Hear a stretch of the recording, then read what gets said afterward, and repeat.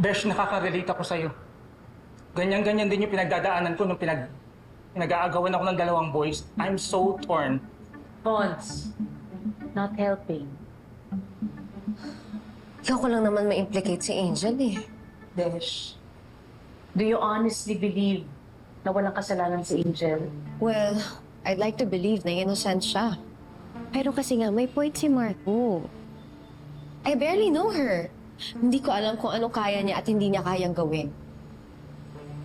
Kung ako si Besh, babantayan ko ang bawat kilos ng kapatid mo. Hindi ako basta-basta maniniwala sa kanya. Bakit ba alis ka ng alis lately? Saan ka ba nagpupunta? May trabaho na kasi ulit ako, ate. Doon sa dating spa.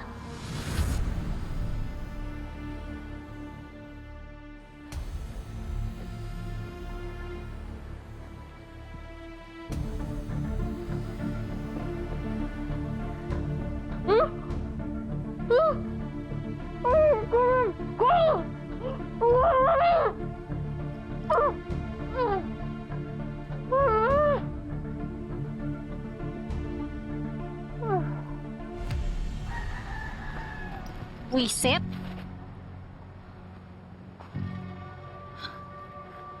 Kailan kami naging close ng ate ko, tsaka naman umepal yung aling sedis na yun. Dahil sa kanya, mainit yung mata sa akin ng mga pulis. Hindi ka lang dapat sa polis natatakot. Alam kong mahal-mahal niya yung ate mo. Pero dapat, mag-ingat ka na sa kanya. Ibig mong sabihin, Sa dami ng mga testigo at saka ebidensyang lumabas, baka nagsisimula na rin magduda yung ate mo sa'yo. Kung ako sa'yo, mag-ingat ka. Pag nabuking ka, mawala yung ate mo sa'yo. Sigurado ako. Itatakwil ka niya at itatapon ka niya na parang basura. Ingat ka. Sinabihan na kita.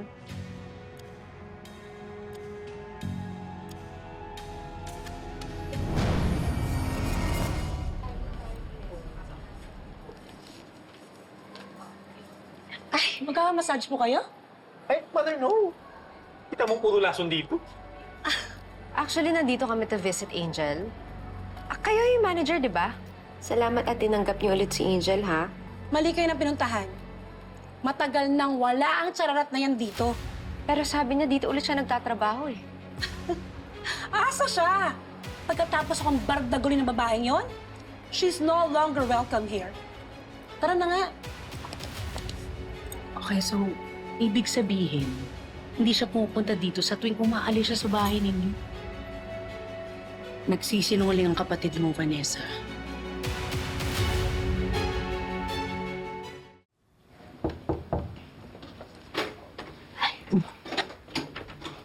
Angel, pwede ba tayo mag-usap? Actually, ate, pupuntahan na dapat talaga kita eh. Kasi ibibigay ko tong surprise sa'yo. Happy 3 months? 3 months na kasing nakalipas simula nung nagkakilala tayo at nag-reunite. Gusto ko lang magpasalamat sa'yo, ate. Kasi yan yung best 3 months ng buhay ko. Angel, paano mo to nabili? Saan nanggaling yung pera? Galing kasi ako sa spa kanina. Nalaman kong totoo, hindi ka nagtatrabaho doon. Ate, sorry. Sorry, kasi ayokong isipin mo na tambay lang ako dito eh. Pero actually, naghahanap talaga ako ng bagong trabaho. Promise. Kaya nga lagi ako wala dito kasi nag-a-apply ako eh. Sana sinabi mo yan sa akin. Pwede naman kitang tulungan eh. Huwag ka lang maglilihim sa akin. Huwag kang magsisinungaling, ha? Ate, sorry talaga. Nahihiya kasi talaga ako sa inyo ni Kuya Marco eh. Tsaka, nasa-stress din kasi ako sa mga tanong ng polis. Tapos si Kuya Marco, guilty pa ang tingin niya sa akin. Ate, sorry talaga. Sana mapatawad mo ako kasi ikaw lang yung taong naniniwala sa akin. Ate, sana mapatawad ko ako.